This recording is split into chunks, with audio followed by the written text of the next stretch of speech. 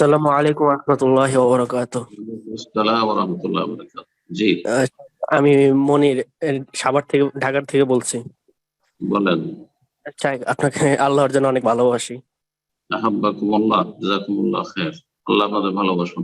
জি। ও, আচ্ছা, এই যে জামাতিরা মক্কায় সালিহ আল তালিব, সালমান আল আউদা ওদের গ্রেফতারের কাহিনী বর্ণনা করে আমাদেরকে বিভ্রান্ত করতেছে যে তারা নাকি হক কথা বলার কারণে তাদের গ্রেফতার করা হয়েছে মক্কায়। তো তাদেরকে কিভাবে জবাব দিব?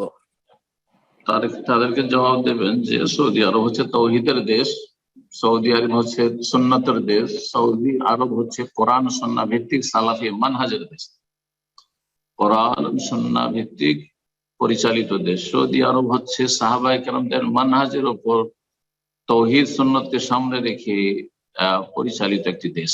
জি, এই দেশ হচ্ছে তৌহিদের দেশ। সুতরাং এই দেশে এটা কখনো হতে পারে না তাদের, এটি হচ্ছে মিথ্যা রটনা, তাদের রাজনৈতিক স্বার্থ হাসিল করা, জাতিকে গোমরাহ করা। আল্লাহ তাদেরকে হেদায়েত নসিব করেন এবং তাদের অনিষ্ট থেকে উম্মতে মুসলিমার হেফাজত করেন, সৌদি আরব হেফাজত করেন।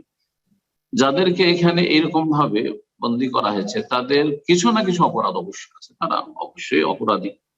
বিভিন্ন রকম তাদের অপরাধ আছে, বিভিন্ন অপরাধ আছে, সেগুলি আমাদের বলার কোনো প্রয়োজন নয়।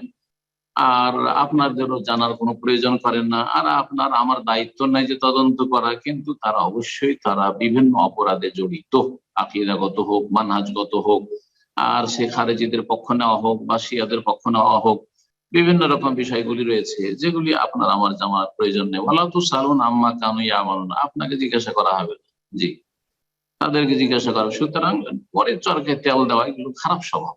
জি, নিজের চরকায় তেল দেন, এগুলো হচ্ছে বিদআতীদের কথা।